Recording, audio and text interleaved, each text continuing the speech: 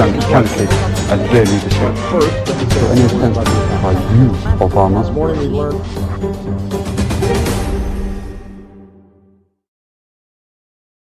Qué bueno que continúa con nosotros aquí en Reporte Internacional. Más noticias alrededor del mundo.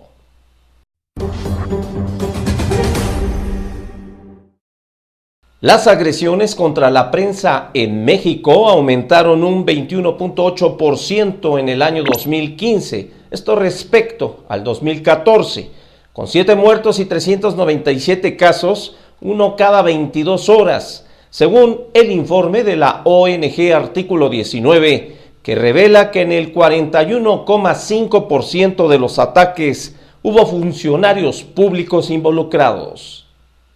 La organización no gubernamental Artículo 19 informó hoy que las agresiones contra la prensa en México aumentaron un 21,8% en 2015 respecto a 2014, con 7 muertos y 397 casos, uno cada 22 horas. Según el informe identificado con el acrónimo MIEDO, en el 41,5% de los ataques hubo funcionarios implicados. Darío Ramírez, director de Artículo 19 en México, alertó sobre la gravedad de la violencia que se vive en el país y de la ineficacia de las instituciones para garantizar la libertad de expresión y de información. Nosotros tenemos registrado que durante la presente administración federal de Enrique Peña Nieto hemos documentado 1.073 agresiones contra la prensa. 19 periodistas han sido asesinados en este mismo periodo y 3 periodistas desaparecidos. El mayor número de agresiones se registraron en la Ciudad de México y en Veracruz, con 67 casos cada uno, Guerrero con 56, Puebla con 38 y Oaxaca con 35. La organización no gubernamental también calificó de notorio el aumento de ataques contra medios de comunicación. Contabilizaron 69 casos, de los cuales 30 fueron cibernéticos, en su mayoría contra medios digitales. Los comicios en 3 estados alemanes son una prueba para la política de la canciller Angela Merkel en cuanto a los refugiados. Sajonia-Anhalt. La canciller Angela Merkel hace campaña para apoyar al candidato de su partido, el actual primer ministro regional Rainer Haseloff. En esta zona del este de Alemania no solo le esperan elogios. Merkel debe irse, dicen las pancartas. También en las redes sociales el tono es cada vez más agresivo contra la canciller y su política hacia los refugiados. Los ultraderechistas podrían instrumentalizarla a su favor en las elecciones regionales del domingo. Estos comicios podrían ser una suerte de plebiscito sobre la política de Merkel en el tema de refugiados. Pero a la mujer más poderosa de Europa no se le nota nerviosismo alguno. Ha pasado por 20 mítines electorales en las 3 regiones alemanas donde se vota el domingo, siempre defendiendo sus decisiones en materia de asilo y destacando que los alemanes la apoyan. Más del 90% de la gente en Alemania está de acuerdo en que debemos dar protección a las personas que huyen de la guerra, del terror y de la violencia. Y me parece fabuloso que esto sea así en Alemania. Pero en su partido sí hay preocupación. La candidata a jefa del gobierno regional de Renania-Palatinado, Julia Klöckner, intenta hacer equilibrio entre la lealtad y la distancia hacia la canciller. Klöckner es una de las esperanzas de recambio generacional entre los cristianodemócratas. Si el domingo fracasa, podrían pasarle la cuenta a Merkel. Más nervioso aún parece el candidato de la CDU en Baden-Württemberg, Guido Wolf, quien según las encuestas cosecharía apenas el 28% de los votos. En esta región del sur de Alemania, el gobernador Winfried Kretschmann de los Verdes goza de gran popularidad. El 64% de los votantes lo apoyaría si las elecciones fueran directas. Kretschmann defiende la línea de Merkel en política migratoria y así logra ampliar su base incluso entre el electorado conservador. Merkel sigue gozando de una alta popularidad. Tal vez no tan alta como lo fue en algún momento, pero si preguntamos a los votantes a quién votarían canciller en caso de que pudieran votar directamente a una persona, antes el 60% decía Merkel, ahora lo dice casi el 50%. Nadie cree que Merkel vaya a tirar la toalla o convocar nuevas elecciones, pero si su partido, la Unión Cristiano-Demócrata CDU, sufre una derrota fuerte, ella deberá responder y aguantar una fuerte presión interna. Seguramente le plantearán que su plan europeo no está funcionando y que se debería llevar adelante una política más de derecha. Altercados entre partidarios y oponentes del magnate estadounidense Donald Trump condujeron a la suspensión a último minuto de un gran mitin del candidato republicano en Chicago. Miles de partidarios y algunos opositores de Donald Trump esperaban este viernes la llegada del magnate que tenía programado dar un gran mitin en Chicago. Los manifestantes, la mayoría hispanos y negros, lograron ingresar al Coliseo Universitario y entre gritos y pancartas en contra de Trump provocaron a los partidarios del candidato republicano. Los empujones y los golpes no tardaron en aparecer.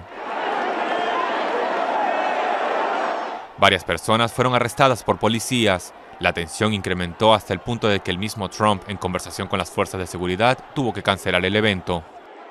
El candidato lidera la carrera republicana hacia la Casa Blanca, pero su discurso agresivo contra los mexicanos le ha costado las críticas de muchos, incluso dentro de su propio partido.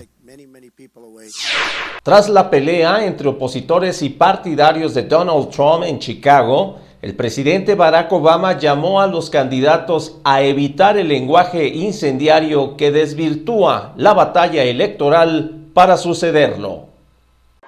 Un día después de los enfrentamientos violentos entre opositores y simpatizantes del candidato republicano Donald Trump en Chicago, el presidente estadounidense Barack Obama se metió este sábado en la conflictiva campaña presidencial. Estamos muy bien ahora. Las personas que están en campaña presidencial deben centrarse en cómo hacer para que seamos aún mejor. No con insultos ni burlas colegiales, no fabricando hechos ni dividiendo a través de la raza y la fe, y menos con violencia y exclusión hacia otros americanos. Somos un país mejor que eso.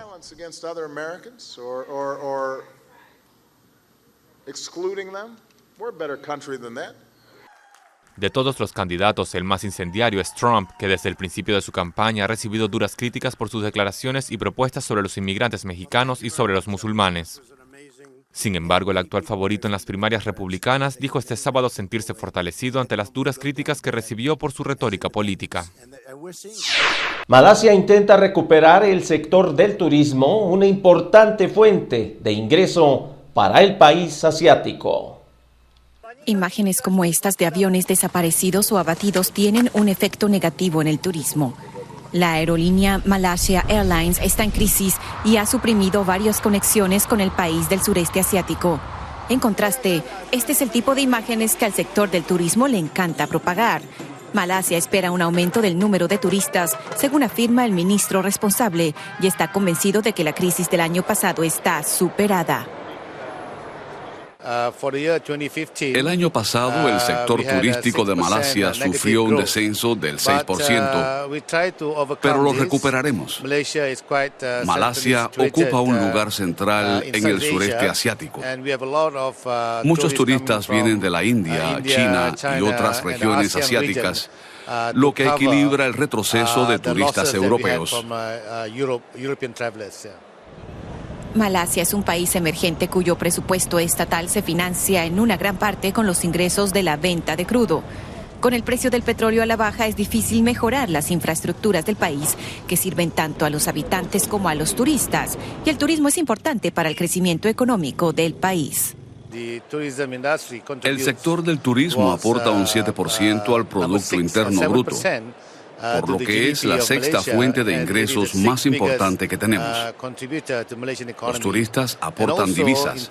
Concretamente son la segunda mayor fuente para Malasia. Hay menos vuelos, ya que también Lufthansa ha reducido sus conexiones. Una colaboración con Singapore Airlines prevé recuperar el mercado y traer turistas de todo el mundo a Malasia. La oposición venezolana movilizó a miles de seguidores para exigir la renuncia del presidente Nicolás Maduro, quien descartó esa posibilidad durante una multitudinaria concentración. La oposición y el oficialismo salieron a las calles de Caracas este sábado. Con el fin de exigir la renuncia del presidente Nicolás Maduro, miles de opuestos al gobierno chavista marcharon bajo la bandera de la Mesa de la Unidad, la cual activó 3 medios para salir del mandatario actual: referendo revocatorio, enmienda constitucional y las calles.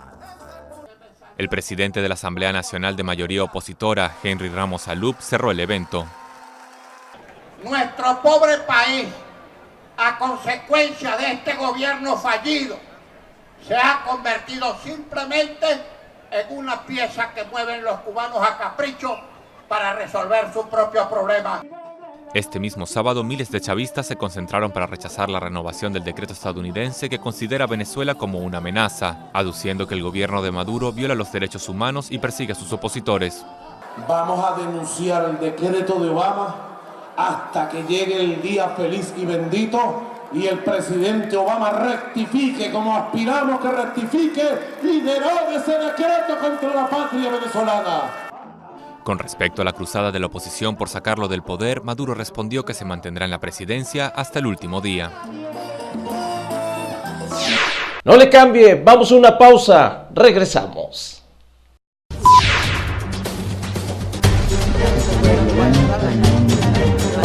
Country as their leadership. So any attempt by you, Obama,